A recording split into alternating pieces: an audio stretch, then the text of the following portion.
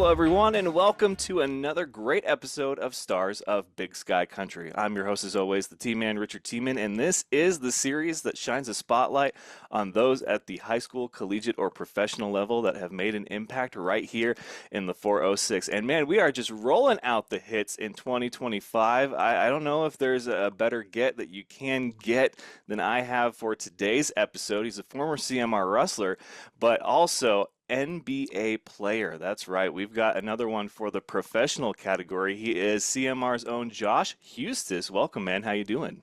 I'm good, man. I appreciate you having me on. Yeah, you're talking me up a little bit. I hope I can live up to the hype. Well, normally I have a couple of icebreakers, kind of in the chamber at the ready, but this week has given us a gift. And so I wouldn't be doing a proper job if I didn't come out the gate and be like, the Luca trade, dude. Like, talk to me. Reaction. What do you Ah, think? I mean, I saw it. I woke up in the morning and saw it on social media, and at first, like, because you see those pages that have like the fake trades, like they're trying to get clicks and stuff that show ridiculous trades that went through, and you don't know whether to believe them or not. And saw that one, I was like, "There's no way," because like there's like an understanding in the NBA of like there's certain untradeable players, right? Like the LeBrons or the Stephs, Hmm. like Jokic, Giannis, Jason Tatum, guys that are just like untouchable. Yeah, yeah. They're not going anywhere. And I thought that Luca was at the top of that list. Yeah. And that shook up everything. And it was weird because the more I read about it, the more it seems like the people that should have known it was going to happen didn't know it was going to happen. Like Luca had no idea, Jason Kidd had no idea, LeBron had no idea. Like it was just out of left field. And so um, I don't think there's been a bigger trade in my lifetime. Yeah, I was thinking about it too, and I know, I mean, I mainly follow football, but I will keep up with the headlines Mm-hmm. of baseball and basketball and even hockey. And I was trying to think, I was like, what is the NFL equivalent of this kind of trade? And I almost, oh, I don't know. I thought, there was just a couple, but I mean, this one really It would be in like all of Josh sports. Allen getting traded, Yeah, or it would like be. It would be. it might even Yeah. be bigger than that, honestly. Like I don't like as far as like the like level of player, like Luca is. I don't know what the comparison would be in the Yeah. NFL. Like it would be, yeah. I mean, Patrick Mahomes, like it's like absurd. Like the level of talent that just shifted to go play with LeBron in LA is crazy.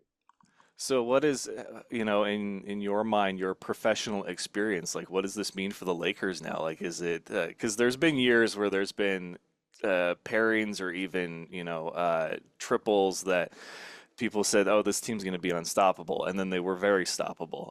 They did not go For on to sure. Yep. have an undefeated season and then win the championship. But I mean, this is a pretty big move. Yeah, I don't know, man. I've been trying to think really hard. And as weird as it is, I'm kind of on the side of that the Mavericks won the trade deal in this. Because I Wow. think like I mean, it's not like Anthony Davis is a bum. No, no. Like it's like Anthony Davis is one of the best big men in the league. He's a future Hall of Famer, all these, and he's only 31. Yeah. It's not like he's at the end of his career. And then you pair him with Kyrie, you pair him with Clay Thompson, you pair him with Derek Lively, and like they've got a squad there, man. Like Dallas is still competitive. And then, like you said, like having all the best players on one team doesn't necessarily make you a winning team. No. You know what I mean? Like I was on a team with Russell Westbrook, Paul George, and Carmelo Anthony all in one starting lineup, and I don't have a championship. Yeah, I mean, sports is weird, man. Sometimes it's just it throws you for curveballs, and I agree. I think Luca was one of those untradeable players, and now that's happened. So the whole sports world really will have to readjust and center itself and figure Yeah, out what's going on. for sure. Yeah, I mean, players all over the league. I've been seeing videos of players finding out mid games and being in like disbelief. Wow, I couldn't Yeah, imagine it's the that. yeah, I know. So it's wild. We're gonna see what happens. I know it's not over either. There's always an exciting time of the year. All right, so back to the meat of the show. My favorite question for everybody. What is it like to be you, Josh Huestis? What is, oh man, that's funny. I've never been asked that question before. That's a good question. What is it like to be me? Being me is great, man. It's like anybody, I have my ups and my downs, like anybody. You know what I mean? I think a lot of times, and I've been pretty vocal about this in my life. I think a lot of times people assume that um, it's all rainbows and sunshine and butterflies in my world. Obviously, I've been super blessed to do the things I've done and be where I'm at, but like I don't see myself as any different than anybody else, to be honest. Like I've got my two kids. I've got, I'm gonna go snow blow my driveway after this, and I'm gonna make dinner for my family tonight. And like it's just I've always lived by the thought of just like simple is best. Like I come from a simple place. I grew up in Ulm. Like I'm not flashy or fancy or anything like that. I've always just been like simple is best, right? I've got my friends, I've got my family, and outside of that, I don't need much. It's cool though, going places and people, knowing who I am, but I've never been one to, revel in the spotlight or anything like that. Like it's more of just like I've always tried to just be nice to people, be a good person. And like that's kind of the point of life. I felt like is to just try to make the world a little bit better place and just be good to people regardless of your station in life.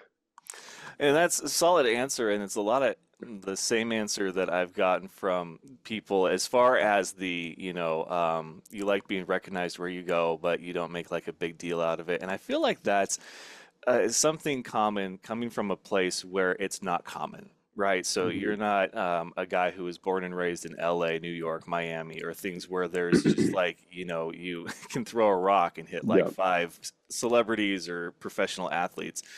But I do love that apparently being from here helps keep people grounded or even just spending time here at any point in your career. And one of the fun things about having a professional, somebody at the professional level here on the show is that there's a few different questions that we get to ask that I wouldn't get to ask other people. But we'll get to those in a second.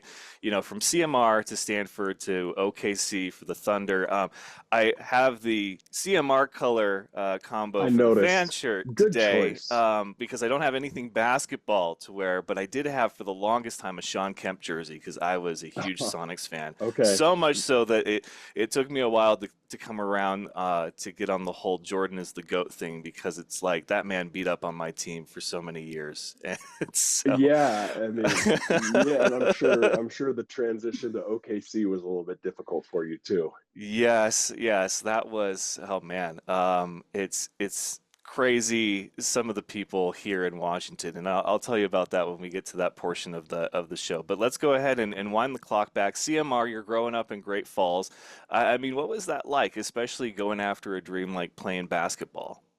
I mean, honestly, it was great. Like, as a kid growing up in a place like that, like there were moments where I was bored and I wanted bigger and more and excitement and you know what I mean? I wanted all those things, but looking back on it at my age now and seeing, how things turned out for me, like I couldn't have asked for anything better to help me get to where I wanted to go because it kept me focused, right? I had the drive because it was this thing where it was like I want to be a basketball player. There's no distractions. There's nothing like it was just I woke up and it was basketball on my mind till I went to bed that night. And that pushed me. I wanted bigger and grander and better things for myself. And I had this dream that I wanted to follow. And so waking up every single day and not having the distractions of living, let's say, in like a busier, bigger place, it kept me, focused and determined and driven. So I spent all my time playing basketball because I wanted to get out into the world and experience more and see more. And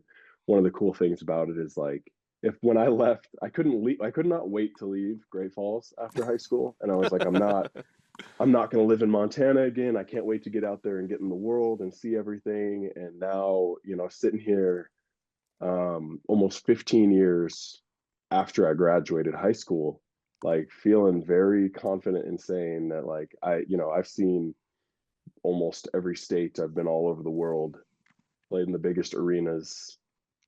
Played in March Madness to the Western Conference Finals to all of these things, Euro League, and like there's a reason I'm back. There's a reason I'm back in Montana, and that's just because it's just a special place to be from and to live in, and um, it just has a certain draw to it that just it's calming and makes me feel welcome and at home. So it honestly, I couldn't have asked for a better place to grow up. And clearly you did something right because it wasn't as if you were one of the kids that we see, go through a CMR Great Falls High or even a Belt and a Cascade or Fort Benton and then go to a Carroll or, Providence or even a Montana or University of Montana and then go on to play professionally somewhere, maybe, as undrafted. We had Anderson, football player who got drafted to the Atlanta Mm-hmm. Falcons. But his journey there is very Montana, right? Right.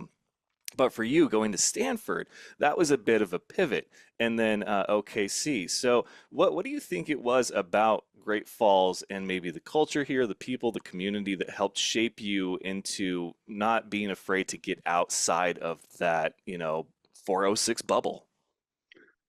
I mean, I think one of the good things my parents did is they exposed me to a lot growing up in terms of like travel and sending me to basketball camps in different places. So I got to see a lot and that made me comfortable. And then, they instilled like a fearlessness in me to want to go out and explore and believe in myself. But like the big thing about Great Falls, and I mean, I think honestly, Montana as a whole, and I see this like with my AAU team, and I see this all the time with high schoolers, all these things. It's like it instilled in me kind of like the blue collar, like toughness and work ethic that helped me be successful. Like I said, like I didn't grow up in like flashy means or anything special, right? I had to work and I had to grind and had to go through tough times to get to where I was. And I see it with Montana kids all the time. Like I tell my players for AU, I'm like, if we expect to out jump and outrun the teams we're going to play,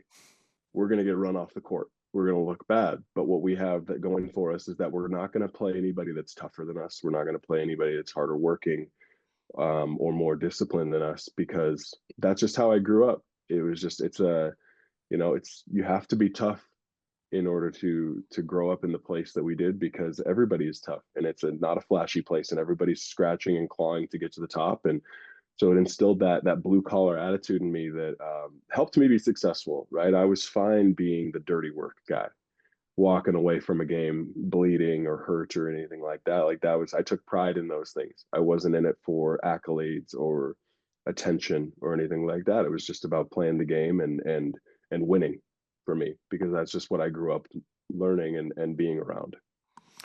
Yeah, and there's so many of these people that I talk to that there is a certain toughness. Irish Firthmeyer said, "Yeah, Montana tough. It's very much a real thing. Doesn't matter what sport you play for, or really like what you do in life. Like there is such a thing as Montana tough. And I'm seeing that Mm-hmm. more and more every day. The more and more athletes I get to talk to, whether they're from here or Billings or Missoula and stuff like that. So it's great to know that a state that doesn't have its own set of professional teams, that it does have its own advantages, maybe because of that, or just because of, where it is and what the weather does, for about 9 months out of the year. But Right.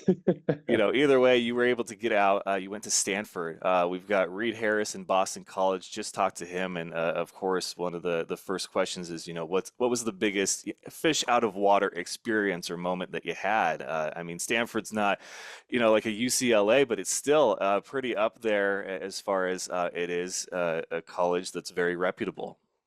Yeah, man. There's quite a few. I remember it's it is super humbling. Like I going from being this player that was like highly touted out of Montana. Everybody's telling me how great I am. Big fish, small pond type of thing. Most athletic player on every court that I stepped on in high school. All these things to just being another player when I get to Stanford, right? And being surrounded by guys like I was no longer the tallest. I wasn't the most athletic. I wasn't the strongest anymore. I wasn't the most skilled, anything like that. And so getting there as a freshman, And there's a specific memory in my head. And at the time, it was just this devastating comment by my coach. But like I tried to post up and I turned the ball over and like the coach, he stopped practice and he looks at me and he goes, Josh, he goes, how did you score in high school? And it was just this super cutting comment. And I was like, ah, man. Wow. It was like, to me, I don't know. I don't remember.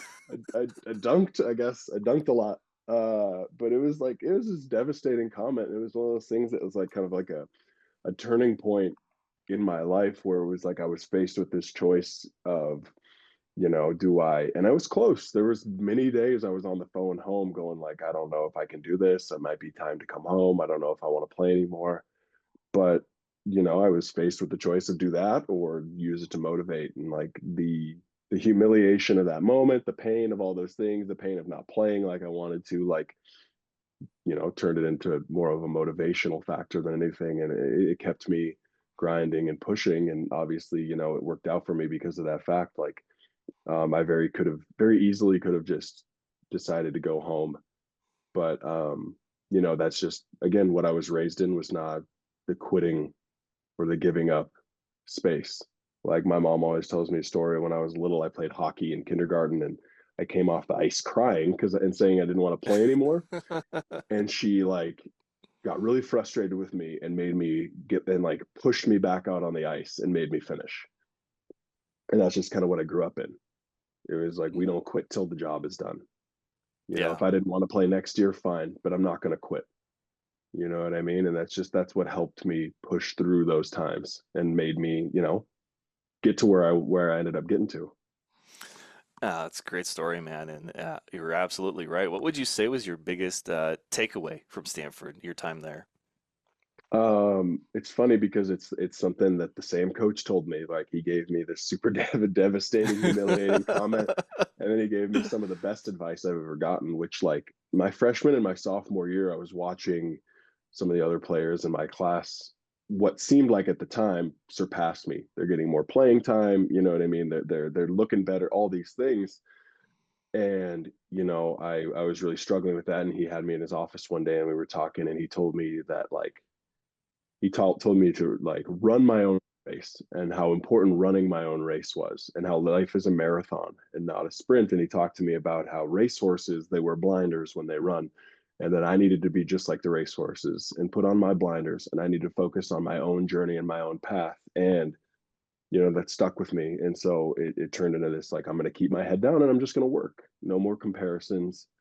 um, I'm going to just fight for what I want. And, it got to this point where, yeah, I went freshman and sophomore year to, playing close to the least amount of anybody in my class to junior and senior year captain, playing more minutes than anybody on the team, all conference defense, all those things, just because I chose to just focus on myself rather than, allow comparisons to break me down. So you were the best player to ever step foot on the court in Montana and in high school and probably middle school, and then you go and it's very much you're no longer the big fish in the small pond at Stanford, and then you get through it, and now you're with Oklahoma City and the Thunder. You have made it. You have arrived. You are a professional basketball player. Like, what was the moment like for you when it dawned on you that it's like, wow, I'm here. I'm getting paid to play basketball for a living. Yeah. I mean, first, like, you have that moment of like, I made it for a little bit. Like, there's this thought that like because you're not the first person to say that, but it's like you ask any professional athlete, and there's like for you get to enjoy the I made it moment for like a second. And then it's like, then you realize that, you look at the NBA, for instance, there's 15 roster spots per team, 30 teams, there's 450 jobs in that league. And there are tens to hundreds of thousands of players that want that same job that you have.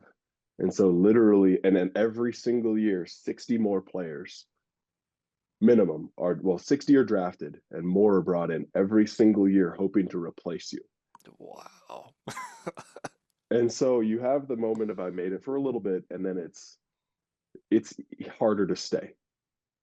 it's really, really hard to stay because everybody is gunning for you. Everybody wants that job. So you scratch and claw to stay there. But then the moment where I was just, it kind of like hit me and sticks out to me as like my big wow moment was we were playing, I think it was 2015 or 16. I can't remember which, but it was, we were playing in San Antonio.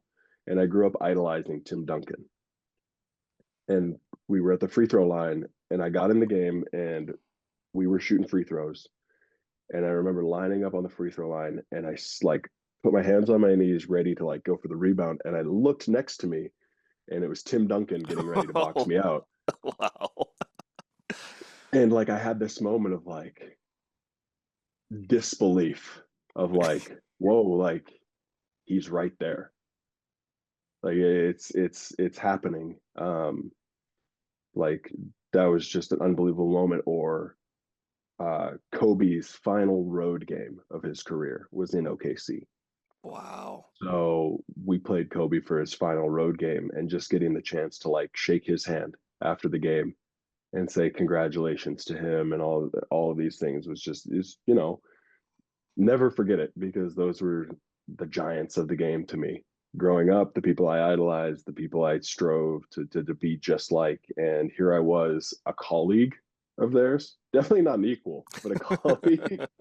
You know what I mean? It was a super cool experience, and it was just I felt like a little kid again. Like the if I could tell 8-year-old Josh that like we'll get there one day. It was yeah, it was a really really cool experience, something that I'll never forget.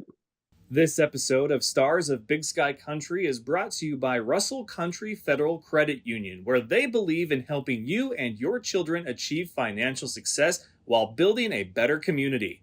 They want to be your financial home, so stop in at their Great Falls or Fairfield office and get started on your new account today. I mean, stories like that, man, they're so crazy, and some are full circle moments, and some are just like nobody else will get that story, and so you just have to kind of like treasure it for as long as you can, and you'll get Hmm. fewer and fewer moments where you feel like a little kid again, period. So, good Yeah, on you, for man, sure. for getting a couple of those at probably the greatest place that you could, in your professional Yep. career. So going to OKC, that's not like, a play in Miami or LA or for one of the New York teams or really, one of the big 4 or 5 markets that we're so used to having sports Hmm. teams of every league in. Did you feel more at home because you were from Montana and now you're in OKC, or is it like you're playing professionally and it's this major city, regardless of if it's in Oklahoma or Kansas or wherever, but there's going to be similarities and differences, but overall, how is the adjustment period? Like honestly, I don't think there could have been a better place for me to go being from Montana. Um, One of the big things that I noticed the similarities between the people was just even when I go, I mean, here in Montana or when I was in OKC, people more often than not left you alone, right? Like you could see that they were looking and maybe knew who you were, but more often than not, they either gave you the space or were very respectful in approaching you, which was nice.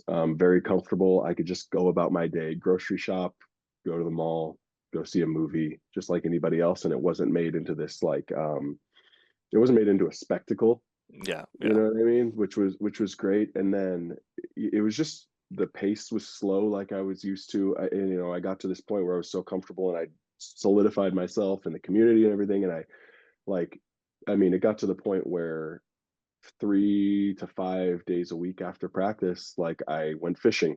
I would just, go drive 10 minutes and go fish. And then, it was just very simple and easy like that, which is just the way that I wanted it. It wasn't this fanfare of red carpets and paparazzi and attention all the time, which is not what I was comfortable with or wanted. It was I woke up and I went to practice or and did my job. And then if I had a game at night, I would do the game. But other than that, it was just I got to live my life how I wanted to and just operate as if I was just another normal human being that every once in a while people asked for a picture.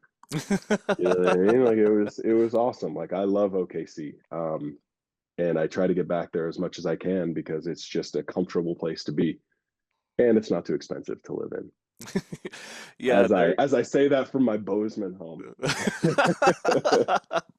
That's a very Right. Montana thing right there. We've gotten through CMR days, Stanford, life lessons, and then OKC. So we've pretty much covered the career, and now we can get to some of the more fun ones, kind of throw it All right. to every aspect of your life there. But first thing is, do you remember, was it an autograph or a photo that somebody asked you for, and how vividly do you remember it?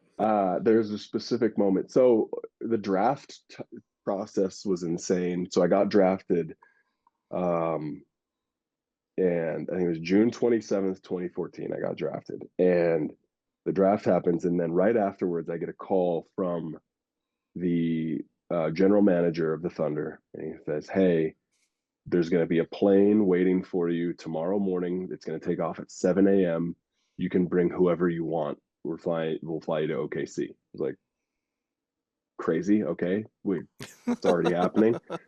And so like get to OKC, I take my, my two best friends and my family, my mom, my dad, my sister, like we fly on a private plane, which was it was just a ridiculous experience. Get there, do the whole fanfare of the interviews and the tours and all that stuff. And they put us up in a hotel, and the hotel's in downtown OKC. And me and my buddies, we look across, and there's like this big open, like fairgrounds area or like park, and there's like a music festival going on. We're like, all right, cool, let's go check it out. Because I am totally oblivious to what just happened and how people now see me in this city. Like to Yeah. me, it's just I could, I'm not. It's not a big deal. But like we walk across, and there's a concert going on, all this stuff. We walk across, and within 30 seconds, there's a swarm of over 100 people just Wow. surrounding me, and then the other guy that got drafted, Mitch McGarry from Michigan, just surrounding us. Pictures, auto, and it was just this surreal experience of like, oh, that's right, like this is different now, So right? you This is a yeah. So it was just mind blowing. I was like, no, it was a totally new experience for me, and it just was kind of like this reminder of like, oh yeah, hey, your life is different now. You can't just. It's much more complicated to just go places. So you didn't even get to have that moment where you like landed in the airport and there's a person that's like next to you in TSA that's like, "Oh man, like are you?" And you're like, "Yeah." And they're like, "Man, can I get like a photo with you?" Like so it didn't even like there was no No, tiptoeing not into it. I didn't. No, it was like private plane of just all of a sudden 100 people. And then Wow. obviously there were definitely times walking through. I remember I bought a dog, Boss, my bulldog.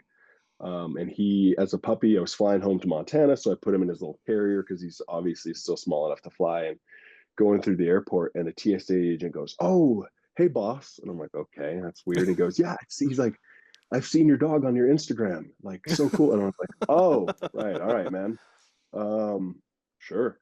And so it was just odd, like people just know who you are and know about your life, and you don't like everywhere you go, you're just like, does that person know? Does this person know? So it was just a very weird thing to get used to. Which is a perfect segue to my next question. Who have you been mistaken for? Who have I been mistaken for? There was that's a really good question. There's it's funny because there was a guy on my team, Andre Robertson from Colorado. We used to get mistaken for each other all the time. He would get called Josh, I'd get called Andre all the time. Which was not my favorite. I love Andre, but it's just like it's humbling. It's humbling, right? They're like, "Oh, hey, Andre," and you're like, "No, Josh. sorry."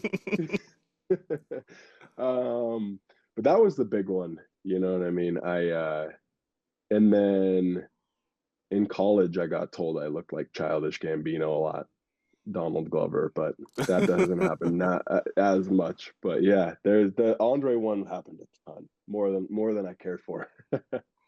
That's funny. Well, I've seen a few people do this on YouTube shows and podcasts now. I'm not going to have you call anybody, but I'm curious in your phone, who's the most famous person, be it NBA player or celebrity, that if you're watching a game, you could call up and just Mhm. talk trash to? Steven Adams, Russell Westbrook, Those are Wow. probably two of the bigger ones. Yeah. Wow. Okay. Yeah. Okay. Those are pretty good, so I'm not even gonna have Yeah, you try yeah, to go down the those are list. decent. No, those are decent. I actually, yeah, I stay in contact with Steven quite a bit actually. He's a great guy. He's yeah, probably one of the guys that I got closest to during my time in the league. Okay. Um, as far as your experiences in Stanford and OKC, what was the most like un-Montana thing that you ever experienced at either place? Like, what was where it Man, was very daunting to you? That's like, okay, I'm not in 406 anymore. there's a few of those. One of the first ones was we were out to a team dinner in LA. I forget, I don't know what restaurant, but they took us back to this private room and we're eating team dinner and just guys are talking and all of a sudden like the door to our private room opens and in walks the rapper Ti and like Ti comes in and went out of his way to come say hi to us.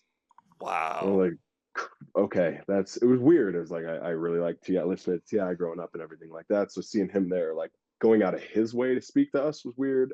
Playing in LA, it seemed there was a lot of them playing in LA, playing at Staples Center and well, formerly known as Staples Center, I guess, but like playing the Lakers and I'm sitting and I always sat in the same seat. So the very last seat on the bench was Russ. That was his seat. It was always empty unless he was out of the game. You did not sit there. And then I sat right next to him and I'm sitting there watching the game. Game just started, and then I look next to me, and obviously there's empty seat, and then the next seat was Channing Tatum. Wow. I Okay, was yeah. like, "This isn't real."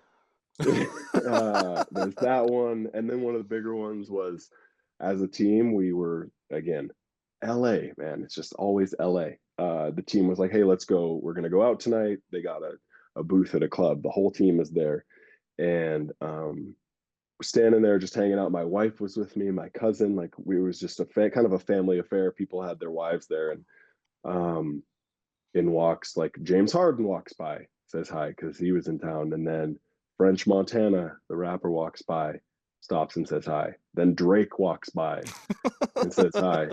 And it was another one of those just moments of just like this is not real life. This is Wow. not this isn't Montana. This isn't what I'm used to. So it was just the access you have to things like that is pretty crazy. It took me a long time. I don't even know if I ever really actually got used to it. I don't know if a person does unless you've been like raised No, in that, right? Like, no, I don't think so. I don't think you ever should get used to something like that because it's not normal or natural. what does it mean to you to be Montana tough? Oh man, to me, it's not being afraid to do the things that nobody else wants to do the things that are not glamorous, to do the things that don't get the attention, right? Like that, my job outside of high school was never to score. I wasn't the scorer. I wasn't the one who, got invited to go do as like the interviews or like, as I wasn't the one invited to Pac-12 media day before we started our seasons, right? I wasn't one of the guys that got invited to go do that, but what I did do were the things that helped us win, right? I was fine being the guy that dove on loose balls. I was fine being the guy that guarded the other team's best player or being the guy who did the things that don't get the attention Yeah. but were necessary. The things that you don't notice they're happening until they aren't happening anymore. You know what I mean? And so that's to me what Montana Tough is that Montana Tough is not being afraid to do the jobs that nobody else wants to do and doing it without need for attention or accolades or a pat on the back. Well, that's good to hear, man. And normally, this is the part of the show as we wrap up that I ask for some sort of Zen wisdom or advice from my special guest. But I want to do that in kind of a different way. So first and Yeah. foremost, you are on the same series now as the great Rama Pace, and she Ah, has yes. she has aspirations to go to college outside of the 406, much like you did, and then see where Mhm. that takes her. And I don't have any problem with any of the programs here in the state. I really don't. I love kids that want to go to Carroll, that want to go to Northern or, play for the Cats or the Grizz. But I know how much it means to me and growth for me personally, even if it's a trip or just a short stay in somewhere outside of where I grew up, or I guess my comfort zone. So for somebody who went and grew up here and then went to college somewhere else and then played professionally somewhere else and ultimately came back here, like, is there anything that you could say as far as encouragement for people to take that route a little more, like something that maybe you took away on your journey that you don't feel you could have if you stayed here within the state line? Yeah, I think it can't be overstated how valuable it is to see the world and meet people outside of your bubble. Some of my best friends in the entire world have been people that I have been blessed enough to meet through basketball that are from all over the world. Um, I think, I try to, one of the big things that makes a difference to me is just the thought that like life begins outside your comfort zone, right? And all too often I see, and again, nothing against the in-state schools. Like I have, close ties with all of them, and I speak with the coaches there, and I love when kids go to play for in-state schools, but I never want a kid to choose an in-state school because they're scared of leaving here. Um, because I think, Montana is a unique place in a sense of like everybody is so proud to be from here, and it's such a small place that you can get really, really comfortable here. And it's a bubble in and of itself. And I think that so often kids can find themselves scared to see what's beyond that. And so my advice to anybody contemplating leaving but unsure or nervous is that like you have to take the leap, like do it. Montana's not going anywhere. You can always come home, right? But there are so many limited opportunities to have the chance to go out and experience the world, and like it can shift your viewpoint, it can shift your life completely. Like it has exposed me to unforgettable experiences. Meeting my wife, which leads me to having my kids, which I meet some of my best friends I've ever had being out in the world and doing the scary stuff. um, because I don't think anybody, I never wanted to be the person that on my deathbed I wish I would have taken this risk or done this, because I think regret is one of the scariest things that a person can experience. And I learned that more and more as I continue to get older, because like, as a teenager, you feel like you're invincible and life is going to last forever and you have all the time in the world. But now that I'm in my 30s and everything, like things shift and you see your own mortality and you see the end. As morbid as that sounds, right? You have to recognize that like Yeah, there is an end, yeah, absolutely. and that forces you to kind of come to grips with and understand that like you got to just go for it sometimes.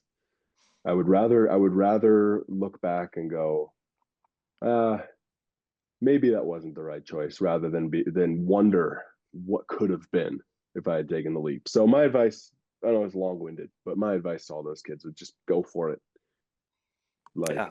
Like do the scary thing, take the leap, because more often than not you won't regret it. I love it, man, and it's that's perfectly said what I was looking for, more or less. I was like, I want a specific kind of answer, and we'll see if he goes for it. And I don't think it could have gone much better than that. But Oh, yeah, good. All right. long-winded is fine. We've kept you over a little bit, but this conversation's been fantastic, man. I don't think there's been a bad question or answer in the whole thing. But you Oh, I have appreciate it. your annual stuff coming up. Do you have the dates locked in for the Huestis camp up here in Great Falls yet? Yeah, yeah. So the Huestis camp in Great Falls is going to be, let me just make sure I don't get it wrong. Yeah, June 9th through the 12th. So Okay. June 9th through the 12th. We're working on solidifying the ones for the Bozeman dates.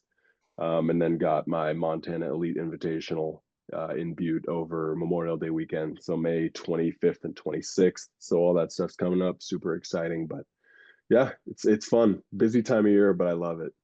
Did you ever play Hoop Fest? Being from Spokane, I don't know how I never thought to ask that I question. never played Hoop Fest. Can you believe it? I Wow. never did it. I never did it. Spring Fling Hoop thing, absolutely. Never made it to Hoop Fest. It's the craziest thing. I Wow, know. that is, man. I've played Hoop Fest and Yeah. Josh Huestis hasn't. That's insane. I know you got that on me.